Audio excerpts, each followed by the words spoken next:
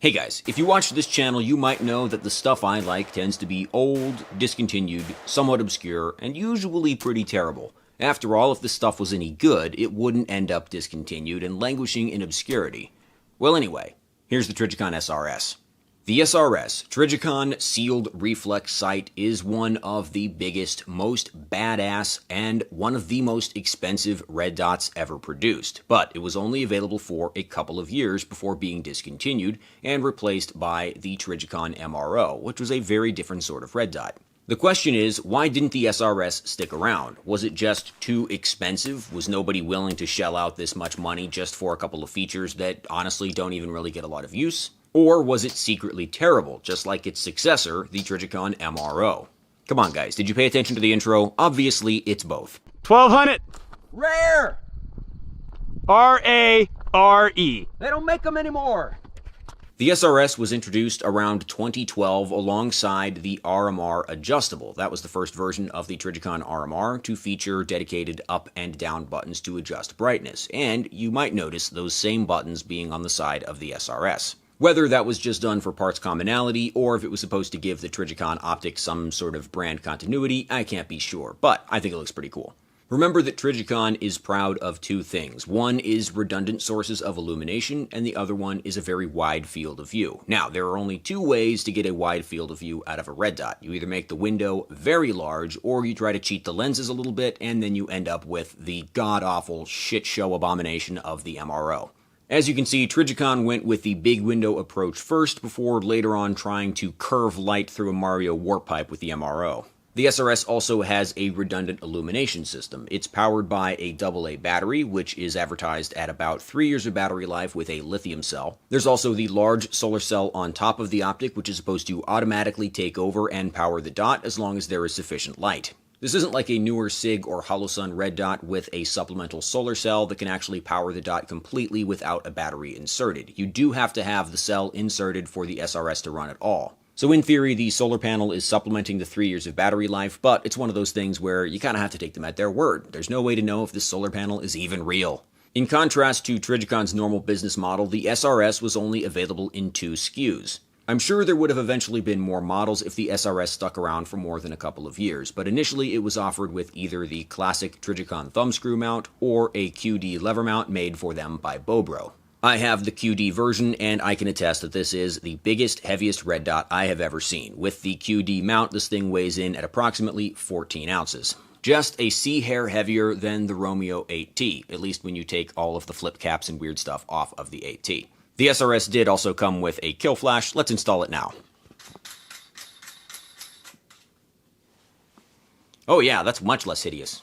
The SRS was only ever offered with a 1.75 MOA dot, which actually looks really good to my eye. Very crisp, and it does seem a little bit smaller than your typical 2 MOA dot, but that might just be the power of suggestion. Alright, so why did the SRS get discontinued so quickly? Part of it was the price. These things retailed for $1,200 when they were new. That's $1,200 in 10 years ago money. Adjusted for inflation, it's the number you see on your screen right now, but I don't know what it is because I haven't done the math yet. To put the SRS into context, the Aimpoint Micro T1 was introduced in 2007, so it was a pretty mature product by the time the SRS came out. And a year after the SRS came out, Aimpoint introduced the greatly improved Micro T2. There really isn't a single thing about the SRS that's better than an Aimpoint Micro T2. Now, you might be the kind of person who appreciates a big window on a red dot, and I'm here to tell you that you're wrong and you need to stop doing that. The large window of the SRS really doesn't amount to anything. It's just like the RX34 Reflex. The window may be huge, but the tint is so dark that it's very difficult to actually see through it with both eyes open. The end result is that you actually lose a huge amount of field of view when looking through an RX34 Reflex or an SRS versus a micro red dot like the Aimpoint T1 or T2.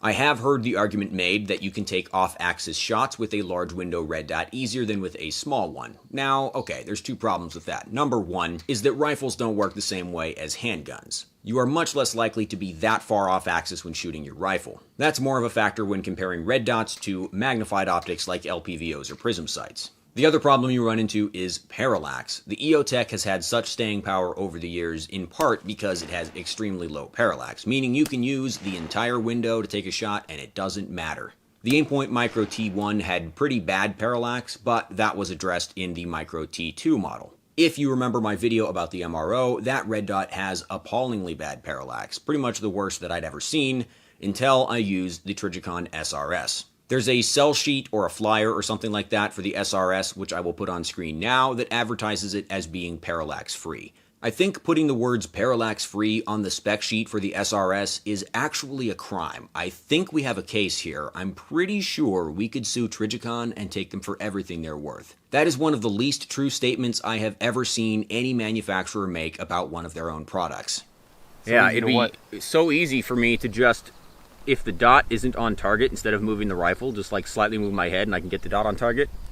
That is not how you zero a fucking gun. Oh shit. The parallax on the SRS is staggeringly bad, and it's compounded by the fact that the window is so huge. The parallax shift of the MRO at 100 yards was something like 6 to 8 inches in either direction. With the SRS, the shift might be as bad as 3 or 4 feet. It is astonishing. So we got that big stump at about 100. Oh god. Oh god, the parallax, Luke. The parallax? Whoa. The what?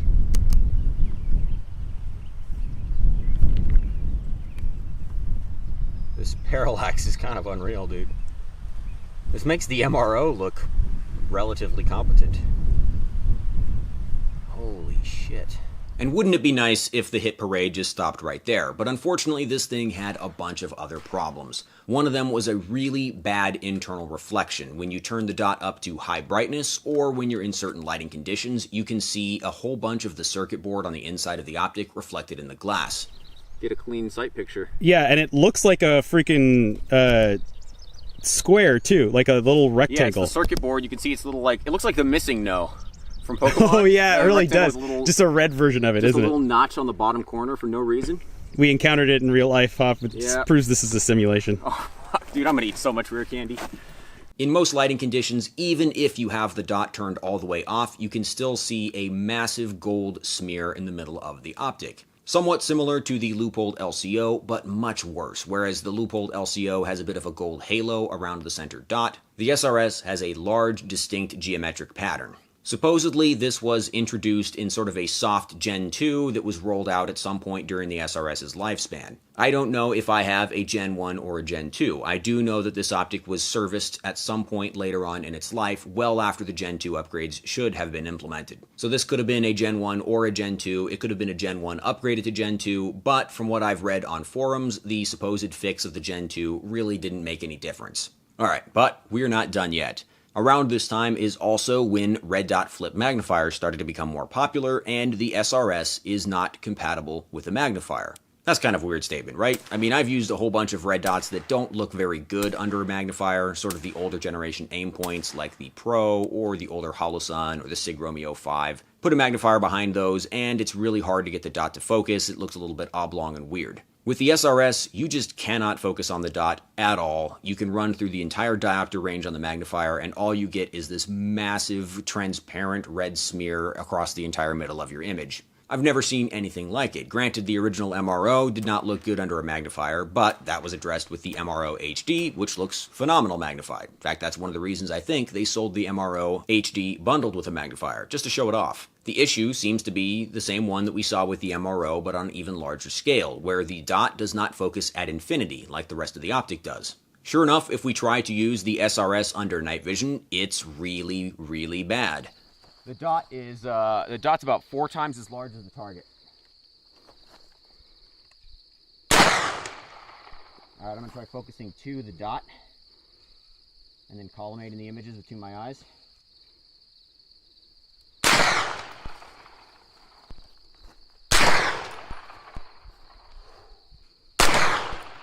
The large window and good light transmission should make this thing a good candidate for passive aiming. Remember that despite the deep dark tint of the RX-01 and RX-34 reflex, both of those have excellent light transmission and look really good under nods. The SRS has a large, bright, clear window and amazing light transmission, but it's all let down by the fact that the dot is not focused at the same distance as the glass of the window. That's like, oh god, why is it so fucking blurry? No, hold on, can I actually... Alright, let's focus it to the... Oh, now everything behind it's blurry. Yeah. So it's either the dot's blurry or my target's blurry. Yeah, it's an MRO.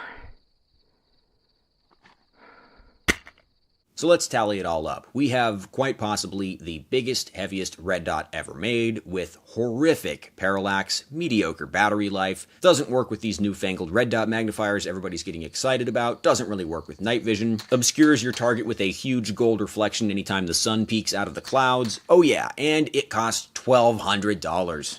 It is not surprising at all why the SRS didn't stick around for more than a couple of years. It is surprising that none of the lessons Trijicon should have learned from the SRS seemed to apply to the MRO and the MRO HD. The MRO has the weird focus problem with the dot, the MRO HD has the really bad internal reflection caused by the circuit board around the emitter. Trijicon just keeps making the same mistakes, but luckily they're doing them for less money these days. So there you have it. The Trijicon SRS is one of the coolest, most badass red dots ever made, and it's also among the worst. It doesn't work in the daytime, and it doesn't work at night. These things were expensive when new because they were packed with technology and used quite a lot of material to make, and they're expensive now because they were never sold in great quantities, and they're quite rare. Obviously, you shouldn't buy one now. I mean, it is kind of a cool collectible, but it's not clone correct for anything unless you're trying to clone one of the shitty gun builds from Ready or Not. I've certainly enjoyed taking a look at this thing. I've wanted to get my hands on an SRS for a while, but man, they are not easy to come by, and you're going to have to pay for them. I love to be reminded that Trijicon will do anything other than just make a normal red dot. Hands up! Alright guys, thank you very much for watching. If you like this channel, please subscribe so you can see more videos. If you'd like to support me, you can join my Subscribe Star, link in the video description. That helps me out quite a lot because, as you can imagine, buying expensive discontinued optics like this is not a good way to make money. I mean, you think nobody wanted to buy this before this video came out. Good lord, what do you think the secondary market is going to look like after this? Oh well, if I don't manage to satisfy my curiosity, I'll probably have an aneurysm or something. See you guys next time.